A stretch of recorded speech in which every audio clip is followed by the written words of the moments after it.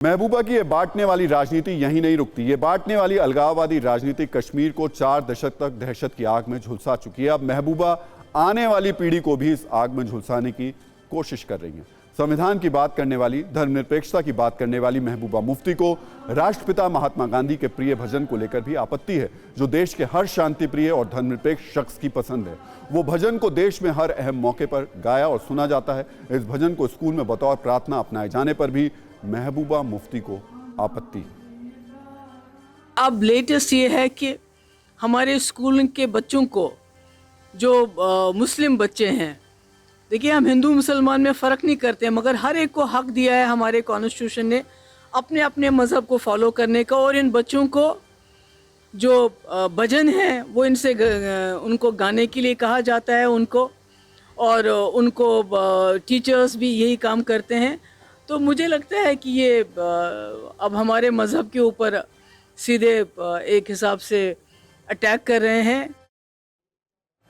रघुपति राघव राजाराम पतित पावन सीताराम, ईश्वर अल्लाह तेरो नाम, सबको सन्मति दे भगवान। ये वो भजन है जो राष्ट्रपिता को बेहद प्रिय था। महबूबा मुफ्ती को इस भजन से भी आपत्ति है। सोचिए, वो भजन जिसकी एक लाइन में रघुपति राघव है तो दूसरी लाइन में ईश्वर अल्लाह है, उससे भी महबूबा मुफ्ती को आपत्ति है। बच्चे मासूम होते हैं, कहा जाता है कि मासूम बच्चों को जैसी परवरिश मिलती है वो वैसे ही बनते हैं। सोचिए, ऐसे में इस भजन से अच्छी प्रार्थना और क्या हो सकती है। वो बच्चों को एक समावेशी सोच देगी, समाज के हर वर्ग को लेकर बच्चों में सद्भाव का भाव पैदा करेगी। लेकिन महबूबा मुफ्ती के सांप्रदायिक चश्मे में यह भजन भी सांप्रदायिक है। यहाँ हम आपको महबूबा मुफ्ती के दोहरे रवैये को समझाने और समझने के लिए राष्ट्रपिता को लेकर उनकी सोच भी सुनाते हैं।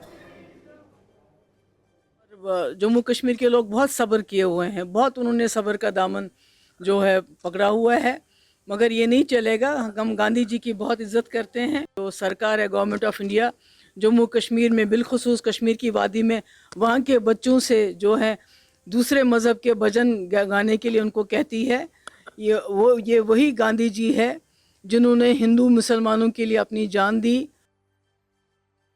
यानी महबूबा मुफ्ती राष्ट्रपिता के प्रिय भजन को सांप्रदायिक नजरिए से देखने की आज़ादी चाहती हैं।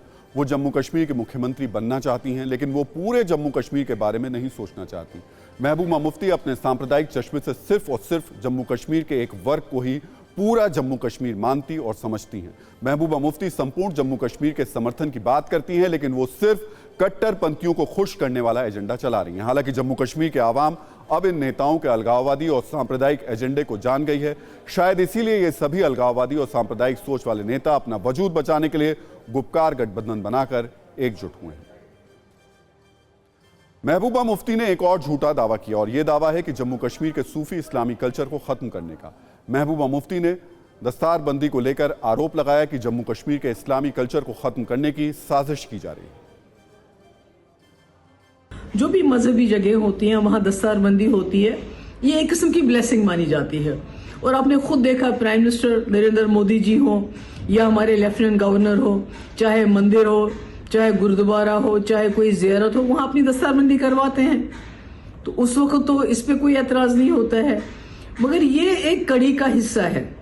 इन्होंने पहले कई जो इस्लामिक स्कॉलर्स थे, अलग अलग मसलक से वाबस्ता, उनको अरेस्ट किया। उसके बाद इन्होंने जो सजाद निशीन होते हैं, जिनका अपना एक ट्रेडिशनल ड्यूटी होती है, काम होता है, जो ज़ायरीन है, जो लोग ज़ियारत पे जाए, उनके लिए दुआ मांगना, उनको अलग कर दिया ज़ियारत से।